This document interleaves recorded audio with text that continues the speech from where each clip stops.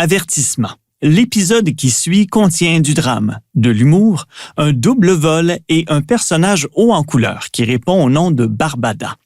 Derrière cette intrigue et sous les perruques se cache un consommateur qui, comme la plupart d'entre nous, trouve que l'achat en ligne, ça peut être bien frustrant. Mais ce qui est arrivé, selon moi, c'est la même chose qu'avec le premier colis. C'est-à-dire que les vestons étaient dans leur boîte, sur le trottoir, et quelqu'un est passé puis les a pris en se disant « il va sûrement y avoir quelque chose d'intéressant là-dedans ». Ben, comme de fait, il y avait quelque chose de bien intéressant là-dedans, Oui. mais ça doit être toute une surprise. Effectivement.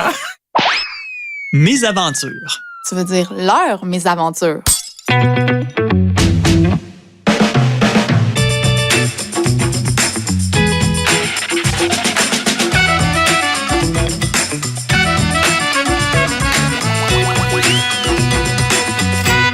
Sébastien Potvin, salut. Bonjour, bonjour. Je salue également ton alter ego du monde de la drague, Barbada. Exactement, qui est jamais bien loin de toute façon. Oui, on la sent très présente ici dans ce studio. Je te présente Mathilde Roy, journaliste à Protégez-vous. Salut Mathilde. Allô à vous trois? Ah, Oui, c'est vrai, parce que Barbada est toujours omniprésente. Quand même. Oui, puis on te connaît bien, Sébastien, sous les traits de ce personnage de drag queen, Barbada, qui anime entre autres une très chouette émission pour enfants qui parle de musique. Oui, exactement, sur tout.tv. Ouais, puis c'est pas surprenant quand on sait que tu es également enseignant de musique au primaire. Voilà. Mais ton travail d'éducation ne se limite pas aux médias et à l'école. Tu as aussi été membre des Forces armées canadiennes. Exactement, aussi, dans lequel j'ai été, au niveau du cadre instructeur de cadets, ce qu'on appelle les CIC, donc dans lequel aussi j'ai enseigné aux jeunes. Là. Ouais. Tu as non seulement porté plusieurs costumes, mais plusieurs chapeaux. Plusieurs uniformes. Oui. Tout à fait, oui. Si tu enfiles maintenant ton chapeau de consommateur, à quel genre de personnage on a affaire? Oh, un peu dans la même lignée que Barbada. Je suis assez exigeant quand même en termes de ce que je trouve sur les... mais je suis à la fois un peu aussi impulsif. Et ça, c'est dangereux quand on fait des achats, n'est-ce pas? En fait, j'ai des vagues. Je suis vraiment comme une montagne russe. J'ai des passes où je suis vraiment dans le... Je vais être plus, essayer de restreindre... Minimaliste peut-être. Ouais, peut-être, c'est ça. Puis écologiste aussi. Là, ça. Et il y a d'autres passes où là, je suis un petit peu trop dans l'impulsion et j'achète beaucoup de choses. Ah, cette robe-là, c'est magnifique, ça va être beau. Qui, en plus, malheureusement, sont pas tellement écologiques parce qu'ils viennent de l'autre bout du monde, très souvent. Est-ce que c'est beaucoup pour Barbada, en fait, pour tes costumes notamment? C'est que ça. Ben, ça Bon, tu vas mettre toute la faute sur elle, on le sent, pendant l'épisode au complet. Ben, écoute, vous viendrez faire un tour chez nous pour constater que Sébastien a très peu d'espace dans un garde-robe versus Barbada. En même temps, le public la remercie. Oui. Hein, ça fait partie du personnage. Ça fait partie du personnage. Sébastien, on va parler d'achat en ligne avec toi, un type de consommation que pas mal tout le monde pratique aujourd'hui. Quoique dans ton cas, les achats que tu fais sur Internet sont peut-être un peu plus colorés que la moyenne. Oui, absolument. J'y vais beaucoup plus dans des choses assez nichées. Et ça m'est arrivé, entre autres, d'acheter des vestons à paillettes, par exemple. 4 magnifiques vestons que je pouvais porter en Barbada et en Sébastien un peu aussi. C'est ça qui était le fun. Tout le monde y trouve son compte. Tout le monde y trouve son compte, exactement. Mais j'ai reçu seulement 2 de ces vestons-là. Une première livraison de 2 vestons qui est arrivée sans avertissement du tout. J'ai ouvert la porte et le colis était devant chez moi. Et là, il faut comprendre que quand je dis devant chez moi, faut pas s'imaginer une maison. Là, j'habite au centre-ville de Montréal. Alors, quand il est devant chez moi, il est sur le trottoir. Littéralement, là, on ouvre la porte et on est tout de suite sur le trottoir. Alors, n'importe qui, même le gars des vidanges ou du recyclage, peut penser que c'est juste quelque chose à ramasser pour mettre au vidange. Alors, j'ai trouvé là, tout bonnement, par hasard, le second colis qui contenait les 2 autres vestons pailletés, que j'avais vraiment hâte de recevoir d'ailleurs, n'est jamais arrivé. Et pourtant, la compagnie m'avait indiqué que ça avait été livré. Mais ce qui est arrivé, selon moi, c'est la même chose qu'avec le premier colis. C'est-à-dire que les vestons étaient dans leur boîte, sur le trottoir, et quelqu'un est passé puis les a pris en se disant « il va sûrement y avoir quelque chose d'intéressant là-dedans ». Ben, comme de fait, il y avait quelque chose de bien intéressant là-dedans, Oui. mais ça doit être toute une surprise. Effectivement, de trouver...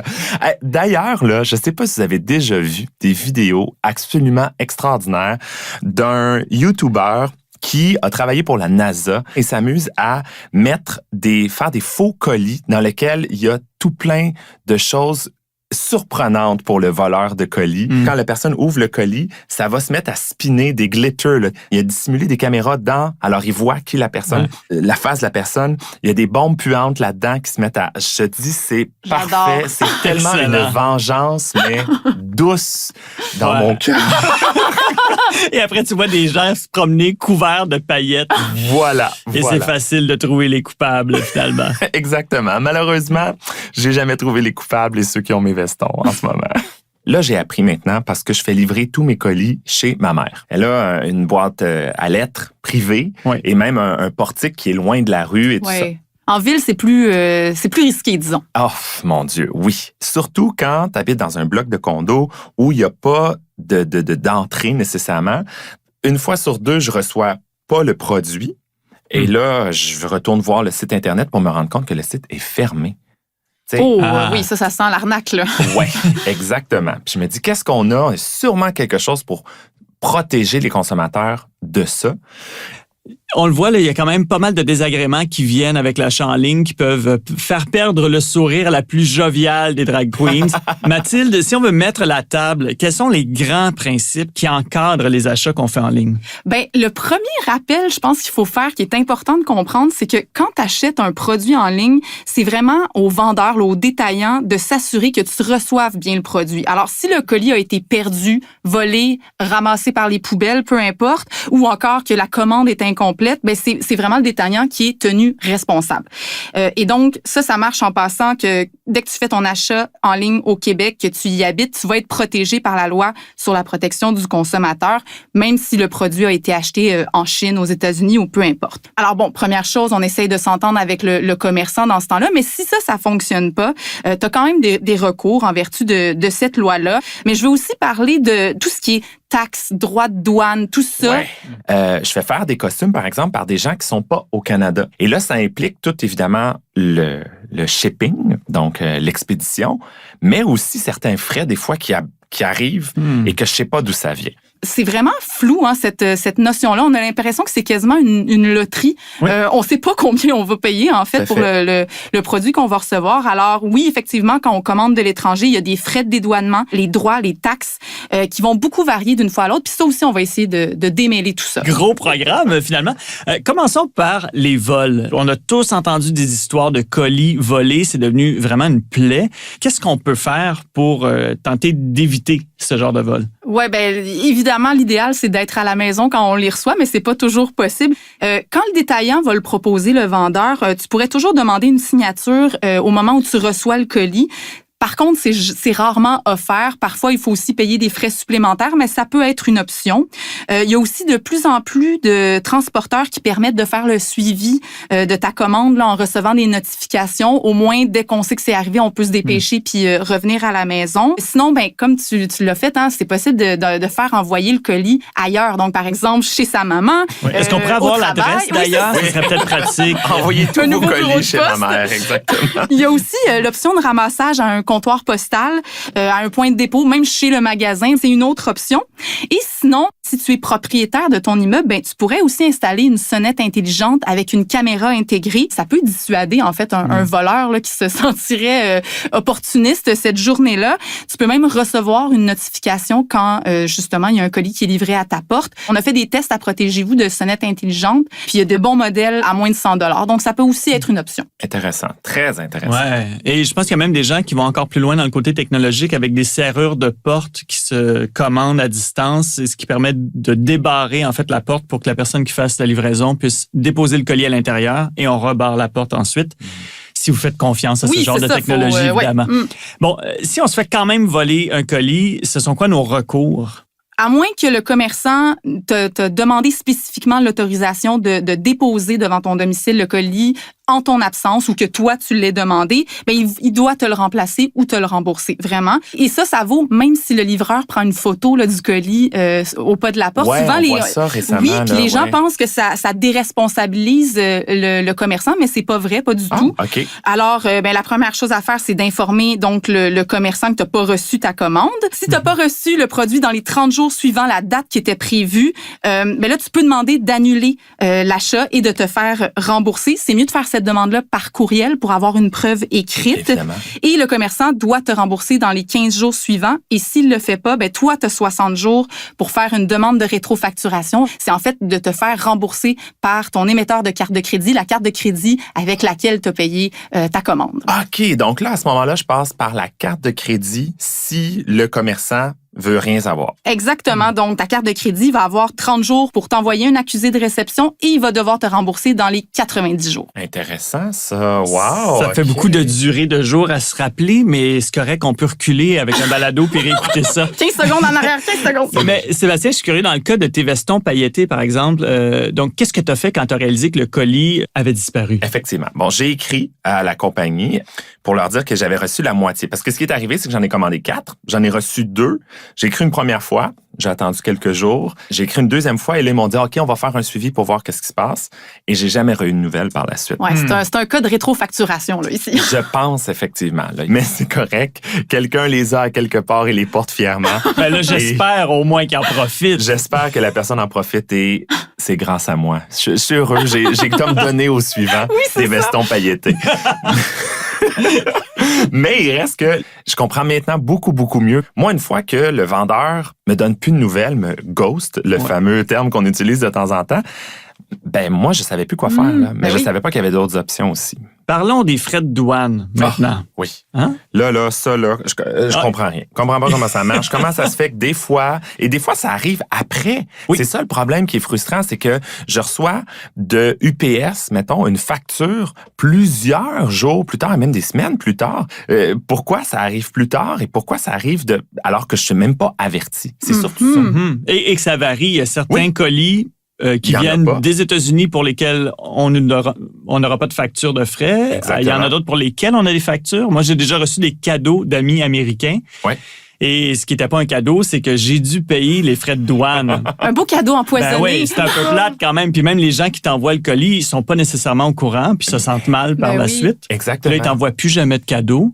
Puis là, en tout cas, bon, peux-tu nous éclairer un peu, Mathilde? Je vais essayer de vous éclairer parce que c'est vrai que c'est très mystérieux tout ça. Okay. En fait, quand tu commandes un produit à l'étranger, tu dois parfois payer des droits, des taxes, des frais de dédouanement en plus des frais de livraison. Et ces frais-là vont varier en fonction de plusieurs choses, entre autres la valeur du produit, les accords commerciaux même. Hein, si tu commandes d'un pays où est-ce qu'il y a eu un accord commercial avec le Canada, ça va influencer. Le pays de fabrication, la description du produit, le produit lui-même et même le transporteur. Alors, je prends un exemple bien concret. Tu commandes une montre d'une valeur de 100 $ qui a été fabriquée au Canada, aux États-Unis ou au Mexique et tu vas seulement payer la TPS et la TVQ. Okay. Mais si cette montre-là, toujours à 100 $ a été fabriqué en Chine, ben à ce moment-là, il va y avoir des droits de douane de 5 % qui vont s'ajouter. Oh, si c'était un aux vélo, deux taxes. Aux deux taxes, exactement. Okay. Un vélo, ça serait un frais de dédouanement de 13 %. Il y a d'autres produits, comme les tablettes électroniques, les consoles de jeux, eux sont exempts des droits de douane. Et à ça peut donc s'ajouter des frais de dédouanement qui sont facturés par UPS, par exemple, FedEx. Et là, évidemment, tout ça a l'air assez aléatoire. Puis on veut savoir, nous, comme consommateurs, oui, mais combien ça va me coûter là au final d'avance, quand je fais d'avance, exactement. Un truc qu'on peut faire, c'est de demander aux détaillants d'estimer justement, ça va être quoi les droits puis les taxes à payer pour un colis qui va être livré au Canada. Déjà, si la compagnie nous répond, c'est bon signe qu'elle va peut-être nous répondre plus tard en cas de problème. En cas de problème, effectivement. Puis sinon, ben il y a aussi un calculateur sur le site de l'Agence des services frontaliers du Canada. Ça te permet d'estimer les droits puis les taxes. Là, tu rentres les renseignements associés à ton achat. Là. Quel type de produit, tu es dans quelle province, dans quel pays le produit a été fabriqué. Et à partir de là, ben, on peut te faire un estimé là, des frais que tu pourrais payer. Intéressant. C'est ça, en fait, je t'écoute puis je découvre que lorsqu'on achète en ligne, on est acheteur et importateur dans certains cas. Alors que lorsqu'on achète en boutique, ben la boutique va avoir habituellement payé, j'imagine, ses frais de douane pour des biens qui sont produits à l'extérieur. Alors là, dans certains cas, selon l'entreprise avec laquelle on fait l'achat en ligne, ben des fois, cette entreprise est assez grosse, j'imagine. Pour assumer, ces frais-là. Absorber. Alors que dans d'autres cas, on nous les refile directement. Oh, c'est très intéressant. Moi, j'en apprends beaucoup, là. Bon. Puis, il faut se rappeler que l'idéal dans un monde, c'est d'acheter local, clairement. Oui. Ça, bon. Mais c'est pas toujours possible. Mais est-ce que ces mésaventures d'achat en ligne, notamment de vestons à paillettes qui se sont perdus dans la nature, comment ça a changé tes habitudes quand tu fais des achats en ligne? Bon, mais là, je l'ai dit tout à l'heure, en fait, maintenant, je fais livrer à une place sûre. La deuxième chose, c'est que je me méfie des sites qui ont l'air trop beaux pour être vrais. Je me méfie beaucoup plus maintenant, je dois vous avouer. Alors, je me tourne le plus souvent sur des choses peut-être un petit peu plus sécures, les Amazon de ce monde, même si personnellement, je déteste encourager ça. Je finance des voyages dans l'espace. Là. Moi, ça me tente pas vraiment. Je pense qu'on est plusieurs à les financer, ces voyages-là. Oui. On est plusieurs petits investisseurs dans l'exploration spatiale. Voilà. Ben, ça fait plaisir. J'aurais donné des vestons et des voyages dans l'espace. Voilà. Il y a peut-être des paillettes dans l'univers là, qui flottent grâce à toi. Ah non, je veux pas polluer l'univers en plus, s'il vous plaît. Mais sincèrement, je me méfie puis je suis beaucoup plus allumé maintenant par rapport à tout ça. Mais ça aura pris des mauvaises expériences et plusieurs centaines de dollars de pertes, malheureusement. Sébastien Potvin, merci d'être venu nous voir. On compte sur toi et ton rôle d'éducateur pour bien transmettre ses conseils à Barbada. Ah oui, absolument, c'est déjà fait.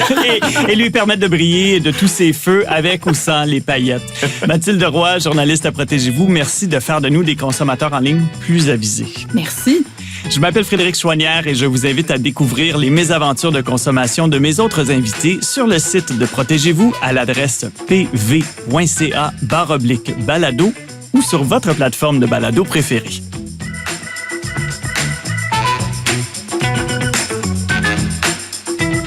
Ont contribué à cet épisode André Giraldo à la recherche d'invités, Nathalie Pelletier à la réalisation et Underground à la prise de son. Ce balado, créé par Coyote Audio, est une production de Protégez-vous en collaboration avec l'Office de la protection du consommateur.